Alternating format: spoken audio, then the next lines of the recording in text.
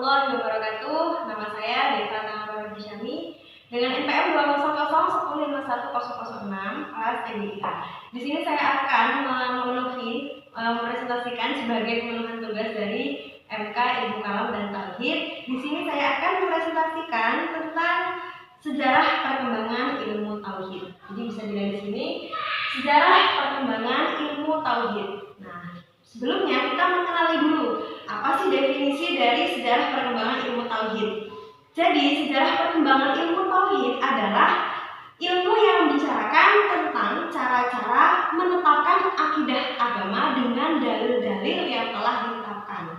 Jadi, menetapkan akidah agama itu juga memerlukan dalil-dalil yang kuat guna untuk memberikan rujukan kepada masyarakat sebagai penetapan untuk menetapkan akidah agama. Kemudian menurut Ibnu Khaldun, yaitu ilmu yang berisi alasan-alasan mempertahankan kepercayaan iman dengan menggunakan dalil pikiran, serta isinya pun adalah bantahan terhadap orang-orang yang menyeleweng atau menyimpang dari agama Islam. Kemudian di sini sudah saya tulis macam-macam atau nama lain dari ilmu tauhid itu ada 3. Yang pertama ada ilmu kalam, ilmu teologi, dan ilmu usuluddin. Kebab fase pertumbuhan masa Rasul pada Khulafaur Rasyidin, masa Bani Umayyah. Jadi di sini melalui 2 masa ya. 2 masa. Yang pertama ada masa Bani Abbas, yang kedua ada masa pasca Bani Abbas. Kemudian kita masuk ke dalam masa Rasul penetapan pokok akidah pembentukan umat Islam. Jadi di sini ketika masa Rasul, yaitu penetapan pokok akidah pembentukan umat Islam, itu tidak ada pertentangan yang berarti pertentangan Rasulullah. Kemudian masa Khulafaur Rasyidin. Kemudian awal kekhalifahan menghadapi musuh, mempertahankan kesatuan dan persatuan umat Islam, kutuah atau mengikuti tauhid murni warisan Rasul.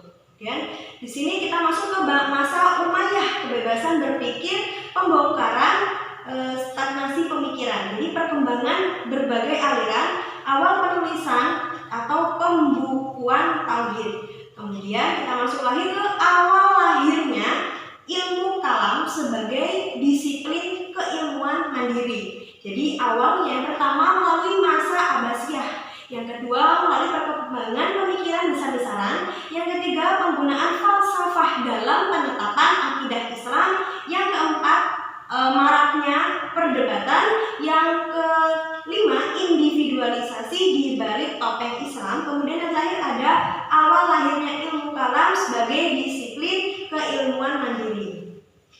Nah, kita masuk lagi ke pasca Abbasiyah, campur adukan tauhid dengan filsafat dan lain-lain. Jadi pasca Abbasiyah ini pertama pro kontranya Asy'ariyah dan Salafiyah. Yang kedua matinya kreativitas intelektual. Kemudian ada periode taklid, dan yang terakhir sampai kedatangan Muhammad Abdul dan seterusnya. Kemudian ada faktor-faktor lahirnya aliran ilmu tauhid itu ada 2 faktor. Yang pertama ada faktor eksternal atau dari luar, yang kedua ada faktor internal. Kemudian kita bahas tentang faktor internal. Adapun faktor internal adalah banyaknya ayat yang menyinggung keyakinan atau kepercayaan lain. Kemudian adapun faktor eksternal maksudnya adalah budaya luar dan penerjemahan. Jadi maksudnya mereka yang masuk Islam dari agama lain memasukkan ajaran lama, juga mempertanyakan ajaran Islam yang dianggapnya sama dengan ajaran agama. Jadi mereka itu menganggap agama yang sebelumnya dianut dengan agama baru yang mereka akan anut itu tuh ada persamaannya gitu. Kemudian sisi positif adanya perbedaan. Jadi ada sisi positif dan ada sisi negatif dari adanya perbedaan. Adapun sisi positif yang akan kita bahas yang pertama adalah Islam sebagai agama Islam yang dinamis sebagai rahmatan lil alamin. Kemudian ada perkembangan intelektual dan kebudayaan. Yang terakhir ada desakralisasi. Kemudian yang terakhir adalah sisi negatif. Jadi ada sisi negatif dari pertumpahan darah sesama muslim, itu ada sisi negatif dan sisi positifnya. Sisi negatifnya adalah penyalahgunaannya agama. Jadi mereka itu menggunakan agama